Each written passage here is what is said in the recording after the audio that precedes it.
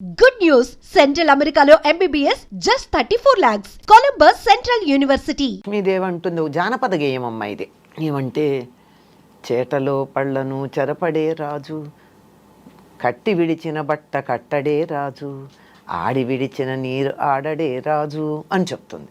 ఇలా కొన్ని నేను ఎలా పెడతాను అటువంటి చోటికి? ఒక్కటి సవ్యంగా లేదే. నేను ఇల్లు ఉండడానికి తగినటువంటి చోటు అంటే చేటలో పళ్ళు వేయకూడదట. ఓకే, ఇప్పటికీ పల్లెటూళ్ళల్లో ఒప్పుకోరమ్మా. చేటలో బియ్యం చెరుగుతారు కదా, బియ్యానికి తౌడు ఉంటుంది కదా, ఆ చేటకి తౌడు అతుక్కుని ఉంటుంది. దాంట్లో కూరగాయలు పళ్ళు గనక వేసినతో త్వరగా పాడైపోతాయి. అందుకని చాట్లో పళ్ళు వేసామంటే దరిద్రం అంటారు. అలా వేయడు. ఒకసారి కట్టి వదిలిన బట్ట మళ్ళీ కట్టడు. విడిచిన బట్ట కట్టడం దరిద్రం. దరిద్రం చూసారా ఏ పదం వాడాం? దరిద్రం, దరిద్ర దేవత. అలాగే ఒకళ్ళు స్నానం చెయ్యగా మిగిలిన నీళ్లతో స్నానం చేయడం, అది కూడా దరిద్రమే. దరిద్రం అమ్మ. ఇప్పుడు మీరు పల్లెటూళ్ళలో పెద్దలు ఇంట్లో ఎవరైనా ఉంటే స్నానం చేసేటప్పుడు ఒక బకెట్లో నీళ్లు తీసుకుంటాం, స్నానం చేస్తాం, అడుగున ఆఖరి దాకా పోసుకోం కదా, కాసి నీళ్లు మిగులుస్తాం. ఆ మిగిల్చిన కింద పోసి బకెట్ బోర్లించి వస్తారు. ఆ మిగిలిన నీళ్లతో ఇంకోళ్ళు స్నానం చేయకూడదు. ఓకే, మామూలుగా అందులో నీళ్లు వదలొద్దు అనటం విన్నాం, కానీ దాని వెనకాల రీజన్ ఇదని ఇప్పుడు తెలిసిందమ్మా. కానీ ఆఖరి నీళ్లు పోసుకోకూడదు, ఆఖరి నీళ్లు పోసుకోకూడదు, వదిలిపెట్టకూడదు. కనుక వాటిని కింద పారబోసి వచ్చేస్తాం కదా. అవును, అంటే ఆడి విడిచిన నీరు ఆడడే రాజు అని ఒక జానపద గేయాలు ఇవన్నీ మనకి. ఇవన్నీ ఎక్కడ దరిద్ర దేవత రావడానికి వీల్లేని ప్రదేశాలు ఇవి. అంటే దరిద్రం రావాలంటే ఏం చెయ్యొచ్చు? విడిచి బట్టలు అక్కడ పడేసి మళ్ళీ కట్టుకోవడం, విడిచిన బట్టలు కట్టుకోవడం దరిద్రమే కదమ్మా. కంపు కొడతాయి, పాడైపోతాయి, వాసన వస్తాయి. బట్టలు బోల్డ్, they carry many things with them. అంచేత అవి.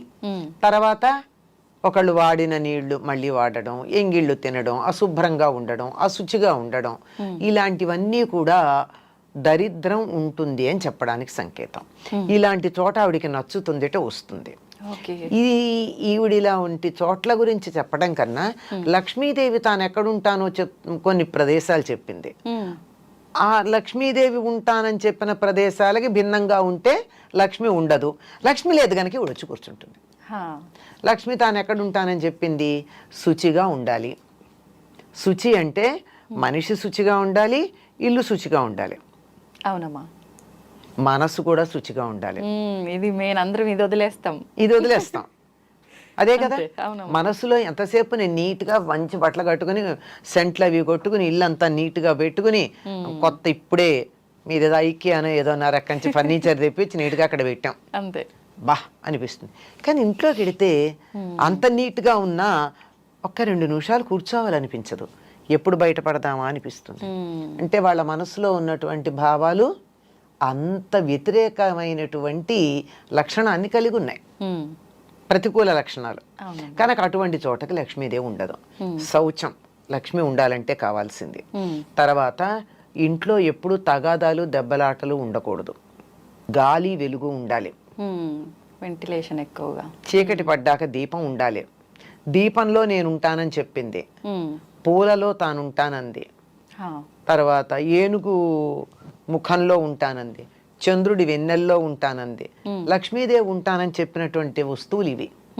ఇవి మన దగ్గర ఉన్నట్టయితే లక్ష్మి ఉంటుంది. ఈ మధ్య ఎవరో ఈ ఏనుగు ముఖంలో లక్ష్మీదేవి ఉంటుంది కనుక ఇంట్లో ఏనుగులు పెట్టుకోండి అని చెప్పి షాప్ పేరు కూడా చెప్పారు, ఎక్కడ దొరుకుతాయో. ఇది నిజంగా అట్లా పెట్టుకోవచ్చమ్మా? అవసరం లేదు, పెట్టుకోవచ్చు కానీ పెట్టుకోవాలని ఏం లేదు. ఏనుగు ముఖాలు పెట్టినంత మాత్రం లక్ష్మీదేవి ఇంట్లోకి ఏం వచ్చి కూర్చోదు. మనం దెబ్బలాడుకుంటూ ఉంటే ఆవిడ పారిపోతుంది. ఇంట్లో ఒకళ్ళనొకళ్ళు తిట్టుకుంటూ ఉన్నా, అప్పుడు కొంతమంది ఇళ్లలో ఫ్లయింగ్ సాసర్స్ ఉంటాయి భోజనాల దగ్గర, అలాంటివి ఉన్నా లక్ష్మీదేవి పొరపాటును కూడా దరిదాపుల్లోకి రాదు. వీలైనంత దూరంగా ఉండే ప్రయత్నం చేస్తుంది. వస్తున్నదన్నా పారిపోతుంది. అంటే దరిదాపుల్లో కదా, కొన్ని రోజుల పాటు రాదు. అంచేత మనకి సంపద కావాలి అంటే నవ్వుతూ ఉండాలి. అదే చెప్తారండి, ఇంటికి సంపద ఎవరంటే చిరునవ్వు ఉన్న మొహాలట. నవ్వుకుంటూ ఎప్పుడు నవ్వగలం మనం?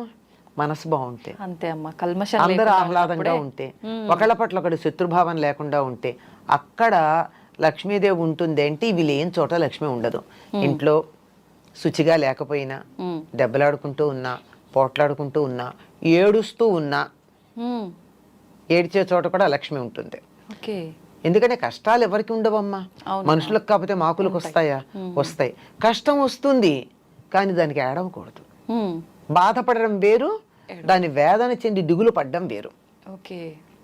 కొంతమంది మొహాలు చూడండి, ఏదో చిన్న బాధ వస్తుంది, మొహం అంతా దీనానాథుల్లాగా మొహాలు పెడతారు. వాళ్ళకి సంపద రమ్మంటే ఎట్లా వస్తుంది? ముందు ఆ మొహం మారిస్తే మీ మొహం కాస్త మార్చుకోండి, మీకు కష్టాలు తొలగుతాయని చెప్తారు చాలా మంది. మొహంలోనే కనపడతాయి. ఎప్పుడు చూసినా ఏడుపు కొట్టు మొహం వేసుకొని ఉంటావు ఇట్లా అంటుంటారు. ఏడుపు మొహం, ఈడుపు కాళ్ళు, ఈ రెండు జ్యేష్ఠాదేవిని ఆహ్వానిస్తాయని చెప్తారు పెద్దవాళ్ళు ఇంట్లో. ఈడుపు కాళ్ళు అంటే ఈడుపు కాళ్ళు అంటే పని చేయమంటే అబ్బా అని నడవడం చకచక కాకుండా ఏమిటో అని కాళ్ళు ఈడ్చుకుంటూ నడుస్తారు. అంటే ఇష్టం లేక. అంటే సోమరితనం ఉన్న చోట లక్ష్మీదేవి ఉండదు, దరిద్ర దేవత ఉంటుంది. వీళ్ళిద్దరూ ఒకళ్ళు అంటే ఒకళ్ళు ఉండరు కదా. దీనికి చిన్న ఒక చమత్కారమైన విషయం చెప్తారు. చెప్పండి. మా ఇద్దరిలో ఎవరు అందగత్తెలు అని అడిగారట లక్ష్మీదేవిను జ్యేష్ఠాదేవి. ఎవరిని అందగత్తెలన్నా రెండో వాళ్ళకి కోపం వస్తుంది కదా. అవునమ్మా. మరి లక్ష్మి కావాలి, జ్యేష్ఠాదేవి అక్కర్లేదు. అందుకు ఆయన తెలివిగా అన్నాడట, ఇద్దరిని అక్కడ నిలబెట్టి మీరు ఇటు రండి, నువ్వు ఇటు వెళ్ళు అన్నట్ట. లక్ష్మీదేవిని ఇంట్లోకి రమ్మన్నాడు, జ్యేష్ఠాదేవిని వెళ్ళమన్నాడు. అబ్బా నువ్వు అలా బయటికి పెడుతుంటే ఎంత అందంగా ఉన్నావు అన్నట్ట జ్యేష్ఠాదేవిని. లక్ష్మీదేవిని నువ్వు ఇంట్లోకి వస్తుంటే ఎంత అందంగా ఉన్నావు అన్నట్ట. అయిపోయింది. ఎంత తెలివిగా చెప్పారు కదమ్మా. మనకు కావాల్సిందే అది. అదే కదా. అప్పుడు వెళ్తే ఈవిడ వస్తుంది, చీకటి పెడితే గాని వెలుగు రాదు. అంతే అంతే అంతే కదా. అంచేత వెలుగు లేకపోతే చీకటి వస్తుంది. అవును. చీకటి వస్తే వెలుగుపోయింది కాదు, వెలుగు లేకపోతే చీకటి వస్తుంది. అందువల్ల వెలుగుని ఆహ్వానించుకోవాలి, చీకటి దానంతట అదే పోతుంది. అంచేత సూపర్ అమ్మా. నిజంగా ఎవరమ్మా ఇది చెప్పింది? ఏదో ఒక పండితుడి గురించి ఒక కథ చెప్తారు. ఇది ఒక ప్రధానమైన పండితుడు అని కాదు, ఊరికే అసలు తెలివితేటలు ఎట్లా ఉంటాయి అని చెప్పడానికి ఒక పండితుడి పేరు పెట్టి చెప్పినటువంటి లోకంలో ఉన్నటువంటి కథ. చాలా అద్భుతంగా అసలు నిజంగా చెప్పేవారు. ఇలా ఉంటాయి. అంచేత మనకి సంపద కావాలి అంటే లక్ష్మీదేవి లక్ష్మి అంటే డబ్బు అని మాత్రమే అనుకుంటాం మనం. అవునమ్మా. కాదమ్మా. అష్టలక్ష్ములు ధనంతో పాటుగా ధాన్యం, చదువు, ఆరోగ్యం, సంతానం, ఇలాంటివన్నీ కూడా లక్ష్ములే. ఇవన్నీ కూడా మనకు అనుకూలంగా ఉండాలి అంటే ఎప్పుడూ మనం ఆహ్లాదంగా ఉండాలి, నవ్వుతూ ఉండాలి, ఇంట్లో గాలి వెలుగు ఉండాలి, శరీరం మనసు కూడా శుచిగా ఉండాలి. ఇవేమీ లేకపోతే అక్కగారు వచ్చి కూర్చుంటారు, అక్కగారు వద్దనుకుంటే ఇవన్నీ ఉండాలి. అంతే. మనం తన కోసం పెద్ద ప్రయత్నాలు ఏం చేయాల్సిన అవసరం లేదు. లక్ష్మీదేవిని ఆహ్వానించాలి, మనకు కావాలి ఇవన్నీ అనుకుంటే ఆటోమేటిక్ గా వెళ్ళిపోతుంది. ఇందులో ఏదన్నా డబ్బు పెట్టి చేయాల్సిన పని ఉందమ్మా? లేదమ్మా. నవ్వుతూ ఉండడానికి డబ్బు అక్కర్లేదు కదా. లేదు. మనసు ప్రశాంతంగా ఉంచుకుంటే సరిపోతుంది. ఇల్లు శుచిగా పెట్టుకోవడానికి డబ్బు అక్కర్లేదు కదా. అవును. పోట్లాడుకోకుండా ఉండడానికి డబ్బు అక్కర్లేదు కదా. తిట్టుకోకుండా ఉండడానికి డబ్బు అక్కర్లేదు కదా. ఏడవకుండా ఉండడానికి డబ్బులు అక్కర్లేదు కదా. ఇవేమీ డబ్బులు అక్కర్లేకుండానే మనకి లక్ష్మి వచ్చేటటువంటి సాధనాలు. అంతే. మనం రూపాయి ఖర్చు చేయాల్సిన అవసరం లేదు. కానీ చాలా మంది ఇవన్నీ జరగాలంటే ఈ రెమెడీ చేయాలి, ఆ రెమెడీ చేయాలి, ఇలాంటివన్నీ చెప్తుంటారు కదమ్మా. అసలు ఇవన్నీ వర్కౌట్ అవుతాయా? అవ్వవనే అనిపిస్తుంది ఇప్పుడు మీరు చెప్పినవన్నీ వింటే. ఇవన్నీ ఈ లక్షణాలని తీసుకొచ్చే సాధనలకు మనకు వస్తాయి అంతే. ఓకే. ఇప్పుడు మీరు ఈ జపం చేస్తూ కూర్చోండి అంటే తిట్టకుండా ఉంటారు, అంతసేపు చాలదు. అంతే అంతే కదా. ఏదో దేవుడు పూజ అనగానే జపం చెయ్యాలి అంటే శుచిగా ఉంచుకుంటారు కదా మిగిలిన సమయానికన్నా. ఇలా ఉపయోగపడతాయి. లక్ష్మీదేవి రావడానికి కావలసినటువంటి వాతావరణాన్ని కల్పించడానికి ఉపయోగపడతాయి. ఆ వాతావరణం మంత్రం లేకుండా కూడా మనం కల్పించుకోవచ్చు. అంటే మంత్రాలు వద్దని కాదు, వాటికి శక్తి లేదు అని చెప్పట్లా నేను. అవన్నీ చెయ్యలేకపోయినా ఇలా ఉంటే వస్తాయి. చేయగలిగితే చేసుకోవచ్చు, చేయలేకపోతే విచారం అవసరం లేదు. మళ్ళీ మంత్రం అంటే మనం చెప్పే విధానం అటు ఇటు అయినా కూడా మీరు ఇందాక అన్నట్టు అర్థాలు మారిపోతున్నాయి. దానికన్నా మనం ఇదంతా మీరు చెప్పినట్టు చేసుకోవడమే బెటర్. హాయిగా ఉండండి. అంతే అంతే. లలితా సహస్రనామంలో ఒక నామం ఉంది అమ్మవారి గురించి, సుఖారాధ్య అని ఉంది. సుఖంగా ఆరాధించబడేది. సుఖంగా ఆరాధించేదానికి ఎందుకు కష్టపడతామమ్మా? అమ్మవారి ఆరాధన సుఖంగా చేసుకోవచ్చుగా, అంతే, హాయిగా చేసుకోవచ్చుగా. కష్టపడి ఎందుకు చెయ్యాలి? అద్భుతం అమ్మా, నిజంగా సోమరితనం ఉండకూడదు కానీ, అవునవును, బద్ధకం ఉండకూడదు కానీ కష్టపడమని చెప్పరా.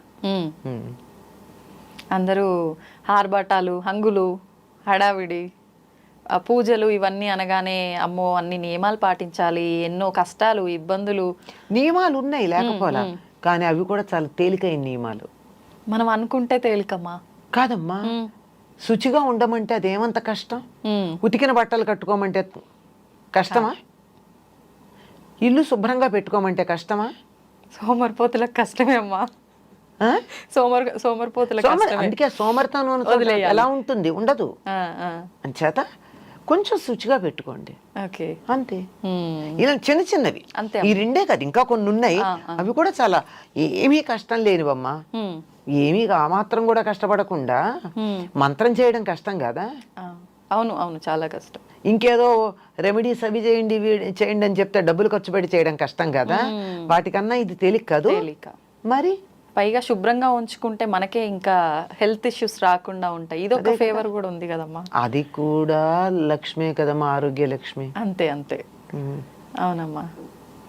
మీరు చెప్పినట్టు నిజంగా ఆరోగ్యము ఉండాలి, డబ్బు ఉండాలి, ప్రతి ఒక్కటి ఉండాలమ్మా. డబ్బు ఒక్కటే కాదు, అన్నీ ఉండాలమ్మా. డబ్బు ఒకటి, డబ్బుతో వచ్చేది ఏం లేదు. ఆరోగ్యం ఉండాలి. మనకి కావాలంటే పిలిచే మనుషులు ఉండాలి. బోల్డ్ మంది పిల్లలు ఉన్నారు, కానీ కప్పుడు కాఫీ ఇచ్చేవాళ్ళు ఉన్నారా? గ్లాసులు మంచినీళ్ళు చేతికి అందించేవాళ్ళు ఉన్నారా? ఏదో దేశాల్లో ఉండి, ఎక్కడో ఉండి బోల్డ్ సంపాదిస్తున్నారు, కోట్లు సంపాదిస్తున్నారు. ఆయా దేశాల్లో, ధనవంతమైన దేశాల్లో పెలాషియల్ బిల్డింగ్స్ ఉన్నాయి. కానీ ఇక్కడ అమ్మకో నాన్నకో జ్వరం వస్తే చూసుకోవడానికి పక్కింటి వాళ్ళ మీదో పని మనిషి మీదో ఆధారపడాలి. అవును, అది సంతాన లక్ష్మి కాదు, అది సంతాన సౌభాగ్యం కాదు. సంతానం మాత్రమే ఉంది, సౌభాగ్యం లేదు. చాలా పనులు ఒక పద్ధతిగా, అంటే టైం టు టైం కాకుండా పోస్ట్ పోన్ చేస్తూ ఉంటాము. ఆడవారైనా మగవారైనా ఎవరైనా కానివ్వండి, పిల్లలైనా పెద్దలైనా ఎవరైనా కానివ్వండి, ఒక పని చేద్దాము అనుకుంటే అది పొద్దున మొదలు పెడితే మధ్యాహ్నానికి అవ్వదు, సాయంత్రానికి అవ్వదు. అలా కాకుండా పనులన్నీ కూడా చకచకా చేసుకుంటూ వెళ్ళిపోవాలంటే దానికి మీ నుంచి ఎలా చెప్తారమ్మా? అసలు మీరే చెప్పారు, పనులు పూర్తి కావాలంటే చకచకా చేయాలని. ఆ చకచకా చేయడంలో కూడా కొంతమంది చేస్తూనే ఉంటారు, అస్సలు కూర్చోరు, చీమ తిరిగినట్టు తిరుగుతూనే ఉంటారు. ఏ రకంగా అయితే చీమ కంటిన్యూస్గా తిరుగుతూనే ఉంటుందో విశ్రాంతి లేకుండా, అట్లా తిరుగుతూనే ఉంటాయి కానీ పనులు అవ్వవు కదా. అవును. కొంతమంది అసలు కదిలినట్టే ఉండరు, ఎప్పుడు చూడు మడతన్నలా కానీ పుస్తకంలాగా, లేకపోతే అప్పుడే చాకలు తెచ్చినటువంటి స్త్రీ చీరలాగా చక్కగా ఉంటారు, కానీ పనులన్నీ తెవులు ఉంటాయి. అవును. ఏమిటి కిటుకు అంటే, ఈ పని చెయ్యడంలో ఒక కార్యక్రమము అన్నది ఒకటి ఉంది. కార్యక్రమము అంటే పని చేయడంలో ఒక పద్ధతి, ఒక ప్రొసీజర్, ఒక తీరు దాంట్లో అవుతాయి. ఇప్పుడు ఉదాహరణకి వర్కింగ్ డేస్ అనుకోండి, 9 తెములుతారండి ఆడ మగ పిల్ల పెద్ద అందరూను. హాలిడే అనుకోండి, 10 ఎవ్వరూ తెమిలినట్టే ఉండరు. అట్లానే ఏమన్నా కూర్చున్నారా అంటే ఏదో కొంతమంది కూర్చుంటారేమో కానీ మిగిలిన వాళ్ళు ఎవరు కూర్చున్నట్టుగా కూడా అనిపించదు, చేస్తున్నట్టే ఉంటారు. పోనీ ఏమన్నా ప్రత్యేకంగా రోజు కన్నా ఎక్కువ పని చేశారంటే అది కాదు. ఏమిటంటే మనసులో వాళ్ళు రిలాక్స్ అయిపోయారు. ఇవాళ నేను విశ్రాంతి తీసుకోవాలనే ఒక విషయం ఫిక్స్ అయింది మనసులో. ఆ ఫిక్సేషన్ వల్ల అదంతా అలా నెమ్మదిగా, తొందర ఏమిటి అనే భావన ఒకటి ఉంటుంది, దానివల్ల నెమ్మదవుతుంది. అంతకన్నా మరొక కారణం కాదు. అయితే దీనికి కొంతమంది పాపం అది వర్కింగ్ డే అవని హాలిడే అవని తొందరగా తెమలేకపోతారు. ఎప్పుడు ఆలస్యమే. ఇంట్లో పిల్లలు నాకు స్కూలుకు టైం అయిందని గొడవ పెడుతూ ఉంటారు, ఈవిడ ఆఫీస్కి లేట్గా పెడతారు, భర్త ప్రతిరోజు నాకు ఆఫీస్కి నీ వల్ల లేట్ అయిందంటూనే ఉంటాడు. కోర్స్ ఆయన ఏం సాయం చేయడానికో, చేస్తే అది వేరే మాట. అది ఇలాంటివన్నీ జరుగుతూ ఎందుకుంటాయంటే చేద్దామనుకున్నటువంటి పనికి ఒక క్రమ పద్ధతి లేదు. ఉదాహరణకి ఒక చిన్న ఉదాహరణ చెప్తా ఆడవాళ్ళ విషయంలో. ఉదాహరణకి స్టవ్ వెలిగించి మూకుడు పెట్టి నూనె వేసి అప్పుడు పోపు సామాన్లు వెతుక్కుంటారు. తీరా చేస్తే అందులో ఆవాలో జీలకర్ర లేదు, ఇంట్లో ఉన్నాయి, ప్యాకెట్ కట్ చేసి ఇందులో పోయాలి. ఈ లోపల మాడిపోదు అది. అందువల్ల స్టవ్ ఆపుతారు. ఈ వెలిగించటం ఆపడం అనేటటువంటిది పొద్దున 1 నిమిషం కూడా కౌంట్ అవుతుందా అవదా? ఖచ్చితంగా పొద్దున పూట చేసే ప్రతిదీ కౌంటే కదా అది. అందువల్ల అన్నీ సిద్ధం పెట్టుకుని చేసుకోవాలి. ఏమేం చెయ్యాలి, చాలామందికి త్వరగా తెమిలేటటువంటి వాళ్ళ ప్రణాళిక గనక చూసినట్టయితే రేపు మనం ఏం చేసుకోవాలి అన్న దాన్ని వీలైనంత వరకు ముందు రోజు ఆలోచన చేస్తారు. ముందు భౌతికంగా చేయడం కన్నా ఏ పనైనా మానసికంగా చేసేయాలి. ప్రణాళిక, ఓ బ్లూ ప్రింట్ తయారవ్వాలి. ఇదిగో ఇది వండాలనుకుంటున్నాం, ఇది చేయాలనుకుంటున్నాం, ఇది ముందు, ఇది తర్వాత, అది తర్వాత. వంట ఏది ముందు స్టవ్ మీద పెట్టాలి, ఏది తర్వాత పెట్టాలి, ఏది ఎక్కువసేపు ఉడుకుతుందో దాన్ని ముందు పెట్టుకోవాలి నెమ్మదిగా, త్వరగా అయిపోయేదాన్ని తర్వాత. ఇది ప్లాన్ ఉండాలి కదా. లేకపోతే త్వరగా అయిపోయేదాన్ని ముందు పెట్టి పక్కన పెట్టేసాం, అది చల్లగా అయిపోతుంది. నెమ్మదిగా అయ్యేది పెట్టాము, ఆఫీస్ టైం అయిపోయినా అది ఉడకదు. అంటే ఇది ఉదాహరణ. వంట అయితే బాగా అర్థమవుతుందనే ఉద్దేశంతో చెప్పా. అట్లాగే ఇందులో పూజా భాగం ఉంటుంది, ఈ ఇంటి పనులన్నీ ఇందులో భాగంగా ఉంటాయి. పిల్లలు కనుక చిన్నవాళ్ళు అయితే వాళ్ళ పుస్తకాలు సర్దడం, వాళ్ళ హోంవర్క్లు చూడడం, వాళ్ళకి వాటర్ బాటిల్ సర్దడం దగ్గర నుంచి అందుకని ఏం చేయాలి, ముందు రోజే రేపేం చేస్తామన్నది ప్లాన్ వేసుకుని వీలైనంత వరకు పిల్లలకి, పెద్దలకి, ఇంట్లో వాళ్ళకి పనులని అప్పచెప్పేయాలి. వాటర్ బాటిల్స్ పట్టేది నువ్వు, టిఫిన్ డబ్బాలు రెడీ పెట్టేసేది నువ్వు, నేను నింపుతాను. ఎవరి డబ్బా వాళ్ళకి రెడీ పెట్టుకో. నీ బ్యాగ్ సర్దుకున్నావా లేదా, నీ బ్యాగ్ సర్దుకున్నావా లేదా, ఇవన్నీ చెప్పడంతో పాటు తన బ్యాగు, తను కొట్టుకోవాల్సిన బట్టలు కూడా సిద్ధంగా పెట్టుకుంటే హడావుడి పడాల్సిన పని ఉండదు కదా. అంటే ఇంట్లో భారం అంతా ఒక్కళ్ళ మీదే వేసుకోకుండా తలా ఒక పని పంచుకోవడం వల్ల శ్రమ అప్పచెప్పాలి. పంచుకోవడం కూడా కాదు. సాధారణంగా పంచుకునే సద్బుద్ధి ఉన్న వాళ్ళు తక్కువ మంది. అంచేత వాళ్ళకి అలాట్ చేయాలి, ఈ పని నీది, నువ్వు నాకు చేసి అందించాలి అని చెప్పి ఇంట్లో వాళ్ళందరినీ ఇంటి పనులో భాగస్వాములుగా చేయాలి. వాళ్ళు భాగస్వాములే కదా, బాధ్యత కలిగిన వాళ్ళుగా చేయాలి. రెస్పాన్సిబిలిటీ అప్పచెప్పాలి. నీకెందుకు, నేను చేస్తా, నువ్వు బాగా చెయ్యు, నేను కూర తరిగిస్తాన్ని భర్త తోడు వచ్చాడు అనుకోండి, సహాయం, మీరు కూర చిన్న ముక్కలు పెద్ద ముక్కలు తరుగుతారు, నాకొద్దు, సమానంగా ఉండవు అని అన్నదనుకోండి, జన్మలో రాడు మళ్ళీ. అవును, పర్వాలేదు, హెచ్చు తగ్గులు తగ్గాడనుకోండి, మునిగిపోయింది, వాళ్ళకి ఇలాగే ఉండండి. ఒకవేళ ముక్క ఉడకలేదనుకోండి, పెద్ద ముక్క, ఏమిటంటే పెద్ద ముక్క అయింది కదండి, రేపు సమానంగా తరుక్కుంటే బాగా వస్తుందని చెప్పేస్తే అయిపోయాయి. ఆ మాత్రం చిన్న ఓర్పు లేకపోవడం వల్ల, అవతల వాళ్ళు చేసే పని నేను చేసినంత పర్ఫెక్ట్గా ఉండాలనుకోవడం వల్ల, నేనేం పర్ఫెక్ట్ కాదు అయినా అనుకుంటాను నాకు నేను, అట్లా అనుకోవడం వల్ల, ఇతరులని ఇన్వాల్వ్ చేయకపోవడం వల్ల, నేనే super human, super woman, super mom అని అనుకోవడం వల్ల జరుగుతూ ఉంటాయి. హాయిగా పనులను అందరికీ అలాట్ చేయాలి, డెప్యూట్ చేయాలి, చేసి సూపర్వైజ్ చేయాలి, ప్లాన్ చేయాలి. దానికోసం ప్లానింగ్ అవసరం. ముందు మనసుతో పని చేయండి, శరీరంతో చేసేటప్పుడు తేలికవుతుంది. ఇది ముందు చాలా పప్పు లాంటిది ఉడకాలనుకోండి, ముందు పెట్టండి. ఏ బీరకాయ కూర లాంటిది అనుకోండి, క్షణంలో మగ్గిపోతుంది, తర్వాత చెయ్యండి. ఇలాంటి వాటిని ప్లాన్ చేసుకోవడానికి పెద్ద మేధా సంపద అక్కర్లేదు, అనుభవం చాలు. కానీ ఇక్కడ కూడా చాలామంది కన్ఫ్యూజ్ అవుతారు, స్టవ్ వెలిగించి కూర తరగడం మొదలు పెడతారు. అవును, అంటే అది వాళ్ళ మీద వాళ్ళకున్న కాన్ఫిడెన్స్ ఏమోనమ్మా, నేను నూనె కాగేలోపు కూరగాయల ముక్కలు తరిగేసేస్తానని. ఆ కాన్ఫిడెన్స్ ఉండి తరగలిగితే బెండకాయ లాంటి వాటిని తరుక్కుంటే పర్వాలా, మరి అరటికాయో బీరకాయో చెక్కు తీయాల్సినవో అయినప్పుడు ఇబ్బంది అవదా? దాన్ని బట్టి కాన్ఫిడెన్స్ ఉండి చెయ్యగలగడం వేరు, అయోమయంగా చేయడం వేరు. అవును, అయోమయంగా చేసేటప్పుడు ఇబ్బంది అవుతుంది. కనుక వీటన్నింటినీ కూడా ముందు ప్రణాళికాబద్ధంగా ఉండాలి. Involve everyone, depute the work, allot properly. ఇవి ఇది చాలా ఇంపార్టెంట్. ఇవి ఉన్నప్పుడు పనులన్నీ అవుతాయి. నేను ఒక్కదాన్నే కాదు చురుకుగా ఉండడం, ఇంట్లో అందరూ ఉండాలి. ఈ ఇల్లు నా ఒక్కదాని మీద నడుస్తుంది అనేటటువంటి ఒక అహంకార భావన వదిలిపెట్టిన తర్వాత బ్రహ్మాండంగా నడుస్తుంది. అమ్మ, వశీకరణం అంటారు. అసలు వశీకరణం అనేది నిజంగా ఉందా? అంటే భార్యని భర్త వశీకరణం, లేకపోతే మనకి ఇష్టమైన వాళ్ళని వశీకరణ చేసుకోవడం అంటారు. అవంతా నిజమేనా? నమ్మొచ్చా? ఉందమ్మా, లేకపోలేదు. కాకపోతే లోకంలో మనం అనుకునేటటువంటి పద్ధతిలో లేదు. మంత్రాలు, తంత్రాలు, మందులు పెట్టడాలు ఇట్లాంటి పద్ధతులు అయితే లేదు అని చెప్పడానికి లేదు, కానీ అది ఉండకూడదు కూడా. అది చాలా తక్కువగా ఉంటాయి. ఈ మాట ఒకప్పుడు సత్యభామాదేవి ద్రౌపదీదేవిని అడిగింది. అంటే ద్రౌపదికి ఎంత కోపం వచ్చిందంటే, జగన్నాథుడి భార్యవి నువ్వు ఇలాంటి మాటలు మాట్లాడచ్చా అంది.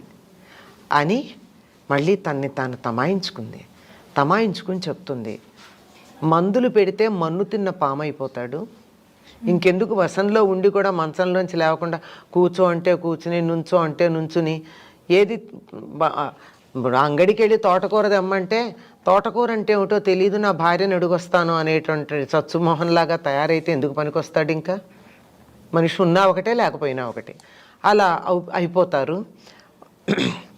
మంత్రాలు పెట్టినట్టయితే వాళ్ళు కూడా ప్రతికూలమైనటువంటి ఫలితాలు ఉంటాయి. అవి కాదు, భర్తని వశపరుచుకోవడానికి ఒక మార్గం ఉంది అని చెప్తుంది. అంతే, ఈవిడ అడిగింది అదే. నీ 5 భర్తల ముఖాన ఎప్పుడు చిరునవ్వు మాయకుండా ఉంటుంది, ఏం చేసావు నువ్వు? మందు పెట్టావా, మంత్రం ఉపయోగించావా అని.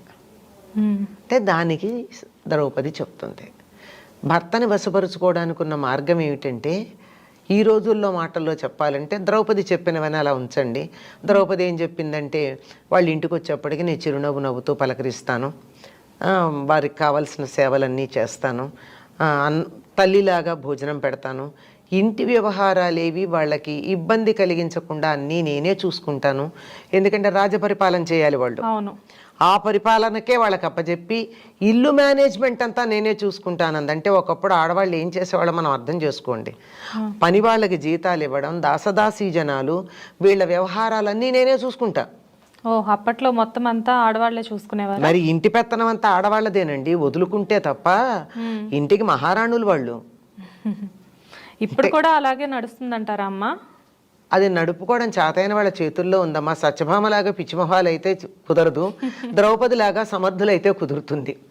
అది ఇప్పుడు ఎంతసేపు తన అందచందాలతో భర్త నా మాటే వినాలి అనుకుంటూ, నా తెలివితేటలు ఎంత, నేనెంత, నా మాట వింటే ఏం బాగుంటుంది, వాళ్ళు వాళ్ళల్లాగా ఉండాలి, నాకు అనుకూలంగా ఉంటే చాలు అని రాజవ్యవహారాలన్నీ మానేసుకుని కృష్ణుడు సత్యభామ కొంగుపట్టు కూర్చుంటే ఏం పనికొస్తాడు? అంతే కదమ్మా. నా భార్య అంటే నాకు చాలా ఇష్టమని ద్రౌపది దగ్గరే పాండవులు కూర్చుని ఉంటే రాజవ్యవహారం ఎలా నడుస్తుంది? ఎవరి వ్యక్తిత్వం వాళ్ళకు ఉండాలి, ఎవరెంతటి వాళ్ళు సమర్థులుగా వాళ్ళు ఉండాలి, ఒకరినొకరు గౌరవించాలి, ఒకరి పట్ల ఒకళ్ళు ప్రేమాభిమానాలు కలిగి ఉండాలి. అలా ఉండడానికి తగిన వాతావరణం కల్పించగలగడం అనేది ప్రధానం. అన్నింటినీ మించి ఇంకొకటి ఉంది. ఇవన్నీ చేయడంతో పాటుగా మా అత్తగారిని చాలా బాగా సేవ చేసుకుంటాను అంది. తన తల్లిని గౌరవించినంత కాలం ఏ పురుషుడైనా తన భార్య పట్ల ఇష్టం కలిగి ఉంటాడండి. నాకు అత్తగారు అక్కర్లేదు, భర్త కావాలి అంటే, నీకు ఈ భర్తనిచ్చింది ఎవరు? అత్తగారే కదా. ఆవిడ లేకపోతే ఇతను ఉండేవాడా? లేదు. ఆ మాత్రం ఆలోచించుకోవాలి కదా. అందుకని కుటుంబ సభ్యుల్లో ఎవరికి ఏదైనా ఉన్నా, దానిని ఎవరికి ఏ అవసరం ఉన్నా దానిని చూడగలిగినటువంటి వాళ్ళ మాట ఎవరైనా వింటారండి. ఇంట్లో ఎవరి మాట వింటారు? ఎవరైనా ఎవరు మనకి అనుకూలంగా ఉంటారో వాళ్ళ మాట వింటారు, ఎవరు మనకి సహాయం చేస్తారో వాళ్ళ మాట వింటారు. వీళ్ళ మాట వినడం వల్ల నాకు ఉపయోగం ఉంటుంది అనుకున్న వాళ్ళ మాట వింటారు. ఆ రకంగా ఉండాలి. కానీ నేనేమీ చెయ్యను, అందరూ నాకే చెయ్యాలి అనుకుంటే కుదరదు. భర్త తనకు వశుడై ఉండాలి అంటే మొట్టమొదట చేయాల్సింది అత్తగారిని ఆకట్టుకోవాలి. మొదటిది. పాపం పిచ్చి పిల్ల అని అనుకుంటుందన్నమాట ఆవిడ. నా కోడలికి ఏం తెలియదు అని, అమాయకురాలు. నా కొడుకుని తన కొంగును కట్టుకోలేదు నాకే వదిలేసింది అన్న భావన అత్తగారికి కలగాలి. అది మొదటిది. అలా చెయ్యక్కర్లా, ఆవిడకి ఆ భావన కలిగేటి చేసినా చాలు. ఓ అంతే కదా? అంతే మేడం. అంతే, అలా చెయ్యొచ్చు. అయిన తర్వాత అతడికి కావలసినటువంటి అవసరాలు కొన్ని తీర్చాలి. ఎందుకు అంటే ఏమిటి, ఆడవాళ్ళు దాసి ఇలా చేయడానికి అని అడుగుతారు. కాదు, మగవాడు చాలా బలహీనుడు. ఆకారం పెద్దది ఉంటుంది కానీ చాలా బలహీనుడు మానసికంగా. ఎప్పుడూ ఎవరో ఒకళ్ళ మీద ఆధారపడి ఉంటాడు. చిన్నప్పుడు తల్లి మీద, పెద్దయ్యాక భార్య మీద. మీరు గమనించినట్టయితే మామగారు కోడల్ని ఎక్కువ ప్రేమగా చూసుకుంటారు, కోడల మీద ఆధారపడతాడు. అవును, అత్తగారి కన్నా మామగారు. ఎందుకంటే ఒక స్త్రీలో ఉన్న మాతృత్వం కోసం వాళ్ళు ఎదురు చూస్తూ ఆధారపడతారు స్త్రీల మీద. వేరే రకంగా కాదు, అన్నం పెట్టేది వాళ్లే కదా. అవును, ఆ విధంగా కనుక అవసరం జాగ్రత్తగా గమనించుకుని వాళ్ళకు అనుకూలంగా కనుక ఉన్నట్టయితే బాగుంటుంది. అంటే వాళ్ళు సమర్థులైతే. సమర్థులు కానప్పుడు, అందరూ సమర్థులుగా ఉంటారని చెప్పలేం, పాండవులంత సమర్థులుగా అందరూ ఉండకపోవచ్చు. అట్లాంటప్పుడు తానే నాయకత్వం వహించి వాళ్ళు తను అనుసరించి ఉండేటట్టుగా ప్రేమగా చూసుకోవాలి. అక్కడ అహంకారం ఉండకూడదు. ప్రేమకి వశపడని వాళ్ళు ఎవ్వరూ లేరండి. వశీకరణ అంటే ఏది కాదు, ప్రేమే. ప్రేమకి వశపడని వాళ్ళు ఎవ్వరూ లేరు. భగవంతుడి దగ్గర నుంచి పసిపిల్లల దాకా, జంతువుల దగ్గర నుంచి పక్షుల దాకా, అందరు పాముల దాకా కూడా ప్రేమకి వశపడతాయి. ప్రేమగా చూసినట్టయితే కాటేయడానికి వచ్చిన పాము కూడా వెనక్కి వెడుతుంది అని చెప్తారు. పూర్వం ఋషులు అడవుల్లో ఉన్నప్పుడు క్రూర జంతువుల్ని ఎలా అదుపులో పెట్టారంటే వాటిని ఏం కొట్టలేదు, తిట్టలేదు, వాటిని అలా ప్రేమగా చూసేవారు అంతే. అది ఆ ప్రేమకు వశపడి వెనక్కి వెళ్ళిపోయేది. మనం ఆ స్థాయికి వెళ్ళలేకపోయినా ఋషులంతటి వాళ్ళం కాము కదా, వెంటనే అనుమానం